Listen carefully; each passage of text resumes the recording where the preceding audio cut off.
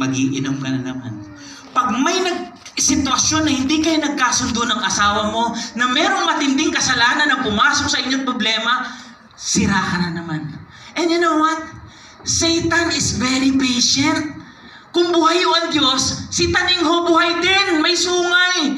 Inaantay kayo at the very right timing, sisirain yung emosyon mo. Guguluhin kayo.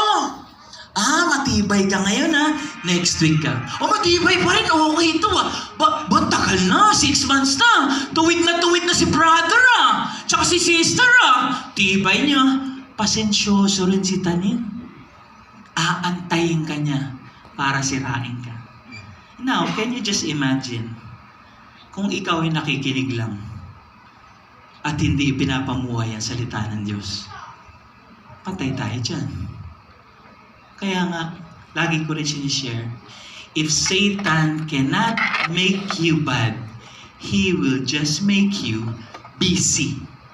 Pag busy ka na, parang yung mga taga-Korinto, busy ka na paghanap ng trabaho, pag-aaral, sports, karir mo, asawa mo, pamilya mo, ministry mo, busy ka na, wala ka ng personal na relasyon, yung pundasyon mo bumababaw na dahil malamang nakikinig ka na lang pero hindi mo na naisasagawa.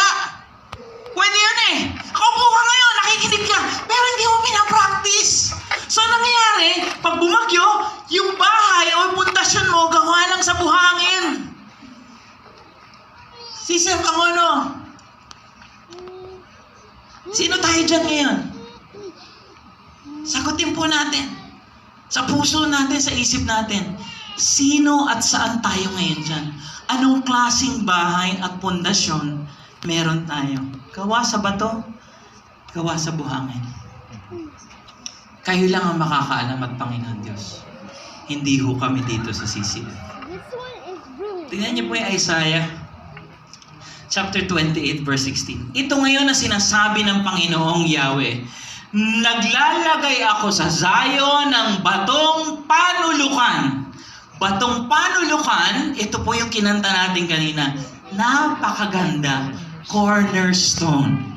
Subok, mahalaga, at matatag na pundasyon ang, kayo po bumasa, 1, 2, 3, go.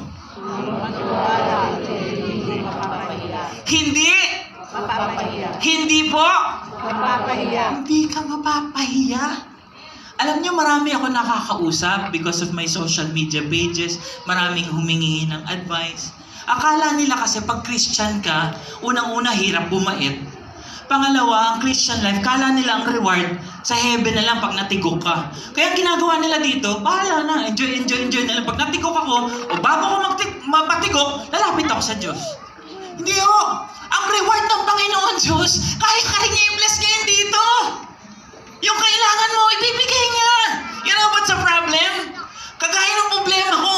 Hindi niya binigay o binigay niya yumabang ako, kinuha niya ulit lahat. Ba't ka niya bibigyan ng bagong telepono? Bagong damit lang ay yabang mo. Bakit ka bibigyan ng bagong trabaho? Nagka-scooter ka lang, ay yabang mo na. Ako natin, ito limits, alam ng Diyos kung paano natin siya dapat pagkatiwalaan, hindi lang sa mundong ito, pati sa buhay na walang hanggan. That's Jesus Christ. Huwag yung wrong thinking yun doon lang na mayroon. Hindi Desire ni God na i-bless tayo dito abundantly. Marahil hindi sobra kasi alam niya, maliligaw ka tsaka maliligaw ako. Kaya nalaos na ako Nalaos na ako. Mayabang na ako. Tapos na ako. Pundasyon, magtiwala rito, hindi mapapahiya. Yan po yung batong panulukan. Mahalaga at matatag. Sa isang structure yan itsura ng cornerstone. Mabiyak man dito, eto pinaka-solid. The cornerstone sa buhay natin ay ang Panginoong Yesus. Wala na hong iba.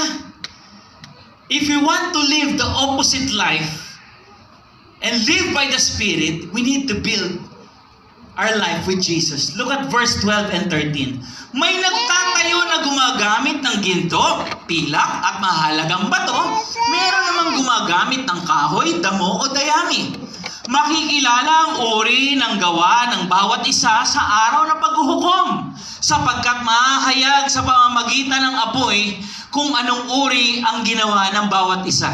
Nung inumpisahan po natin itong verses na ito, sa verse 1, talks about foundation. Talks about practicing kung ano yung natututunan natin at naririnig natin. Ang sabi